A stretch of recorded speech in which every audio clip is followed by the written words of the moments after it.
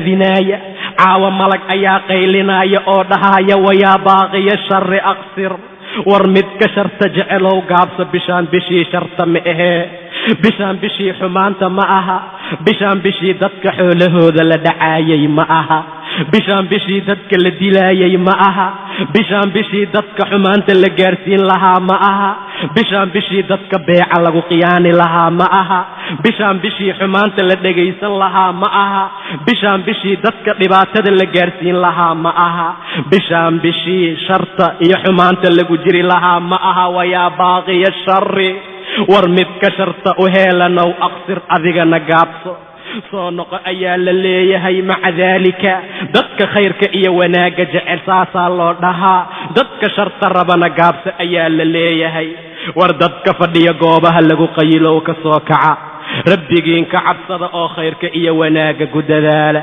ددكي خيرك إيا وناقي كلبوبيان عدقي إيا حرينتي نارتا لراذينو يا عاوة البابه جندا فرفرا عاوة كوي نارتا أيال لحرحري عاوة إذن كان فسق إيا حمان أيات كل حجرتان وربيقين كعبصد إيا مساجد دا سو عمرا بشان وابشي توبة كينك إيه ربيقين أطيعة خيرك إيا وناقا كدذالة موسيقى إيا هيساها دقي سنين قرآنك وابشي لسودجي قرآنك أقرية مع ذلك أيو إلهي شهر رمضان الذي أنزل فيه القرآن بشهر رمضان وابشي قرآنك لسودجي بشهر رمضان وابشي خيرك إيا وناقا لوغو تلقلي بشهر رمضان وابشي خيرك إيا عزق لها ولا ليال دذالة oo rabbigiina ka cabsada ma ogidin miyaa dad fara badan oo ramadaankii horena la soomay oo nala joogay maca daalika ramadaankan inaysan soo gaarin oo ay qabriga u hooydeen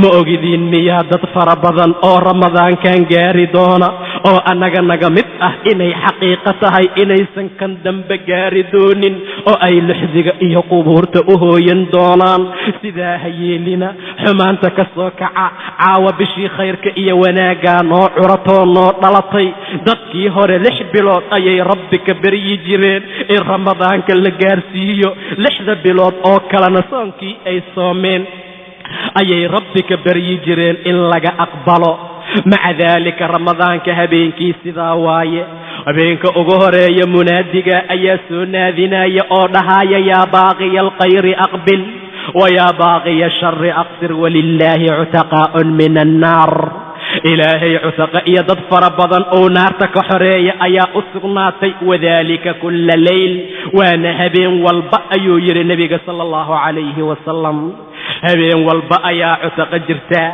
maxaan cusaqo iyo naar xoreen raadina dadkan dhacnaa oon dilnaa oon xoognaa oon kufsanaa ramadaan inuu dhashay iyo in kalaba dadaa qaafilka ah dadaan ogeyn oo xumaan ku jiray ogaada war rabbigiin khayrkiisii wanaagiisa sameeya waxaa laydiin tilmaamaayo khayr iyo wanaag ayaa ku jira waxay khayr iyo wacdi iyo waana u tahay liman kaana lahu qalbun aw alqa samca wahuwa shahiid qofkii qalbi fiican leh qalbi aan xumaan lagu fikirin oo khayrka lagu fikiro qalbi aan dadka lagu dhicin laakiin dadka lagu taageero qalbi aan dadka lagu dilin laakiin dadka sabab loogu noqdo nooleynteeda dadka iskale ama dhagaha soo riday oo dhagahooda soo raariciyay dadka noocaas ayuu khayr iyo wacdi iyo wanaag u yahay وردتك مؤمنين تو بشان وبالعجيب بضن وبالخير إيا وناقله وبشي ماموسك إيا شرفت لها إيصوما بعدما إلى خير إيا وناق نقو قارسيي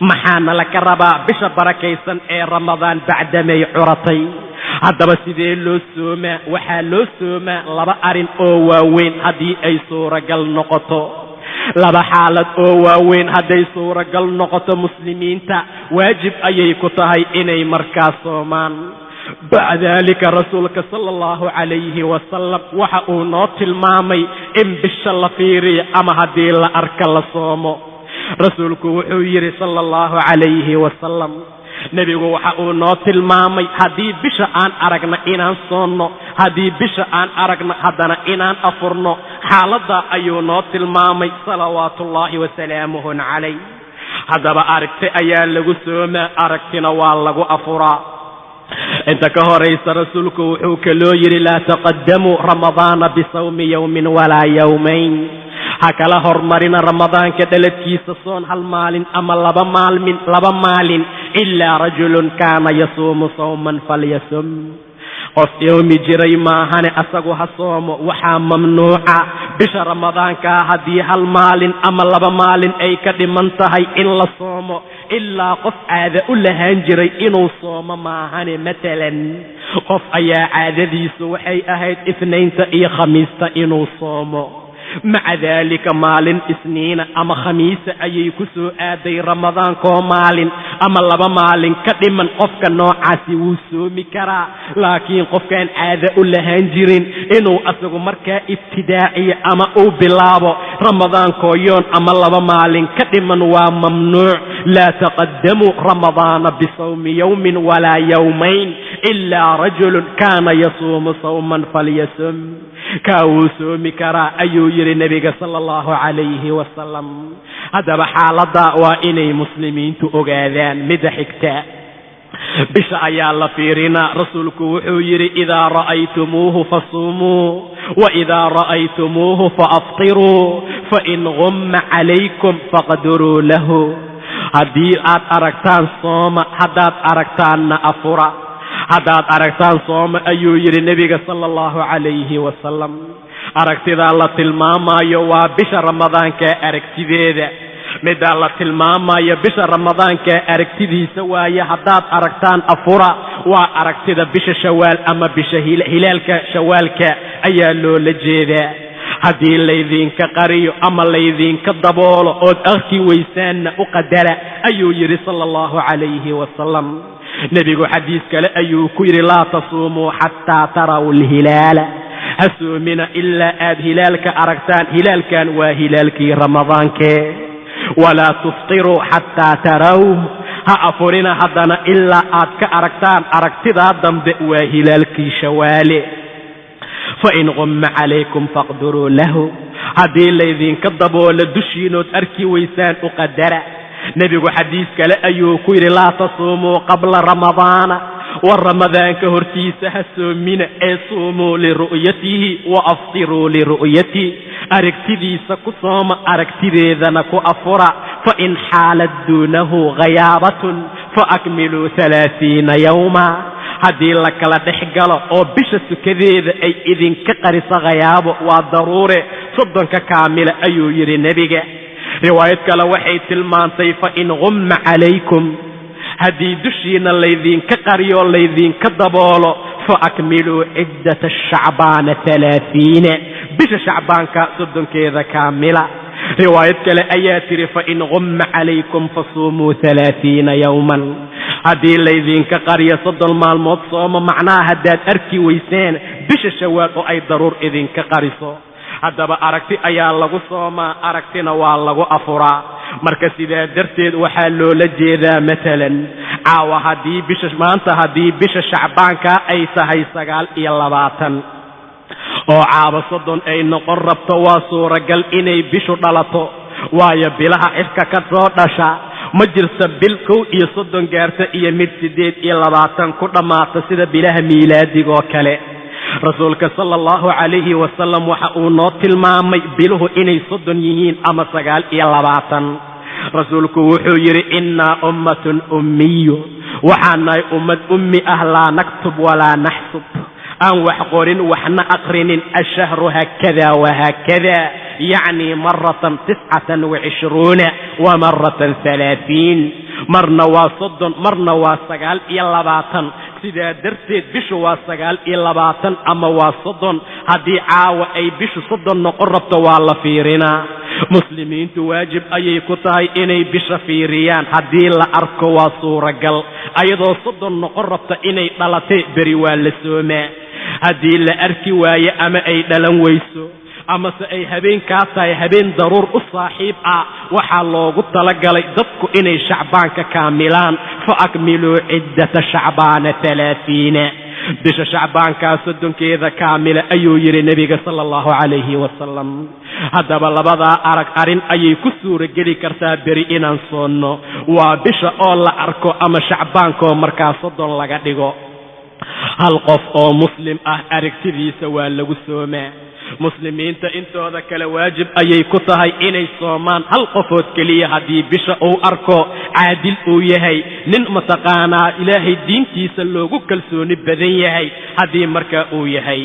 waayo ibnu cumar wuxuu yidhi ilaahay ha ka raadi noqdee taraa annaasu alhilaal, dadka ayaa waxay istustuseen ama ay isugu farfiiqeen hilaalkii waa bishii ramadaanka ahaa. ileen habeenka ugu horaysa waa adag tahay si loo arko, aad bay u yar tahay. hilaalkii ayay dadka isugu farfiiqeen, way arki waayeen. fa akhbartu nabiya, nebiga ayaan u sheegay annii ra'aytuhu, inaan anigu arkay. fasaama wa amara annaasa bisiyaamihi, nebigu waa soomay, dadkiina wuxuu amray inay soomaan. haddaba hal qofood oo caadil ah haddii uu arka bisha aragtideeda, muslimiinta intooda kale waxaa lasmi ku ah ama waajib ku ah inay soomaan. ibnu cabbaas radia allahu canhuma anna acraabiyan jaa'a annabiy, nin heer baadiya ayaa nebiga u yimid buu yidhi, markaasuu dhahay innii ra'aytu alhilaala, aniga hilaalkii ayaan arkay. rasuulku wuxuu dhahay atashhadu an laa ilaaha ila allah, ma qiraysaa alla ma ahee inuusan alla kala jirin, waxdaaniyada alla ma qiraysaa, nin muwaxida ma tahay oon rabbigii u shariig yeelaynin, malag muqaraba aan la shariig yeelin, nebi mursala oo la soo diray aan u shariig yeelaynin, weli mukarama aan ula shariig yeelayn, atashhadu an laa ilaaha ila allah? qaala nacam ayuu yidhi haa. rasuulku wuxuu yidhi ma qiraysaa anna muxammadan rasuulullah, muxamed inuu rasuulkii ilaahay yahay? acraabigii haa buu dhahay. rasuulku wuxuu yidhi faadin fi nnaasi yaa bilaal, bilaalow dadka u dhawaaqoo u naadi an yasuumuu gaddan, beri ha soomaane, beri inay soomaan u sheeg dadka ayuu yidhi. taa waxay tilmaamaysaa hal qofood oo caadil ah oo lagu kalsoon yahay oo shahaadadiisii markhaatigiisa la aqbali karo haddii uu arka bisha in markaa lagu soomaayo. haddaba walaalayaal aan soonno, khayrka iyo wanaagga aan ku dadaalno. waa noo dhalatay bishii muddada dheer aan sugaynay, waa fursad cajiib badan ee ha laga faa'iidaysto. beri bishii barakaysneed ee ramadaan ayaa kow noo ah, waxyaabo fara badan ayaa lasmi nagu noqonayo oo waajib nagu noqonayo. maca daalika dadku waa inay aad iyo aad ugu dadaalaan khayrkeeda iyo wanaaggeedana ay sameeyaan. maca daalika dadku waa inay saa noqdaan oo rabbi agtiisa iyo khayrkiisa ay markaa ku socdaan haddii ramadaanku uu dhasho. haddii ramadaanku uu markaa dhasho, maca daalika dadku waa inay sidaa ahaadaan.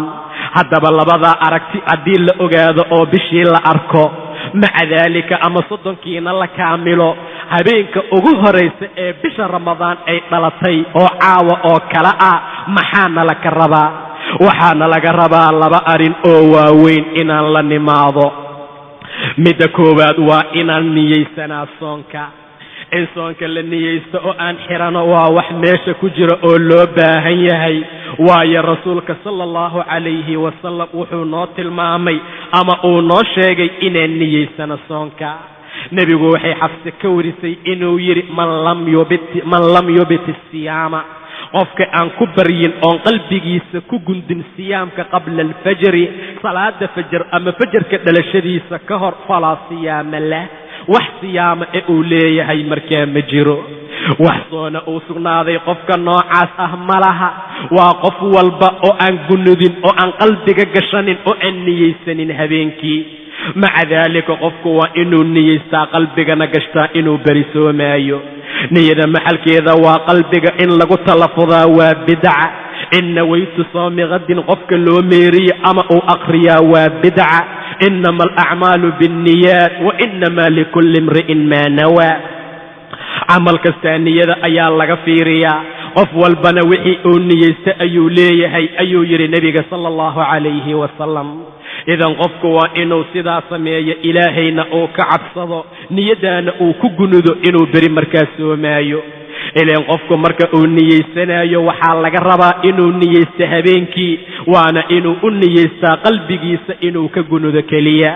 in dadka loo waco oo loo laqimo ama loo laqino afka loo geliyo nawaytu sawmi qadin ayaa mamnuuca.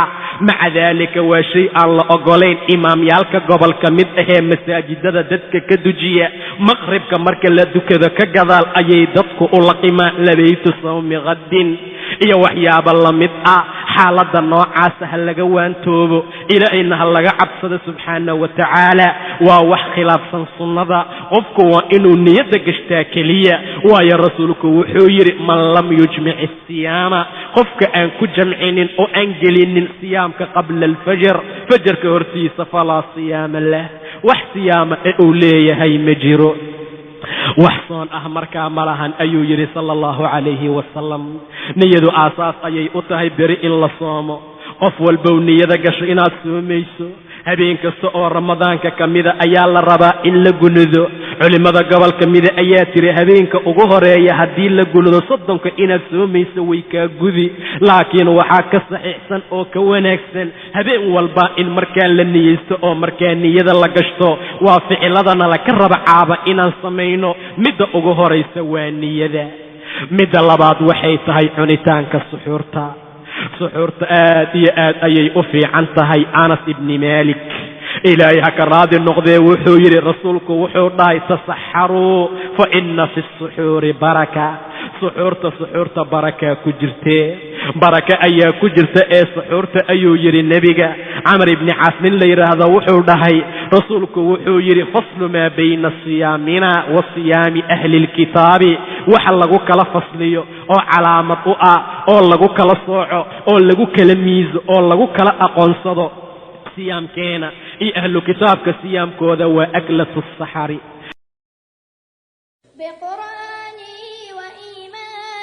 وتكبيرات إخواني بقرآني وإيماني وتكبير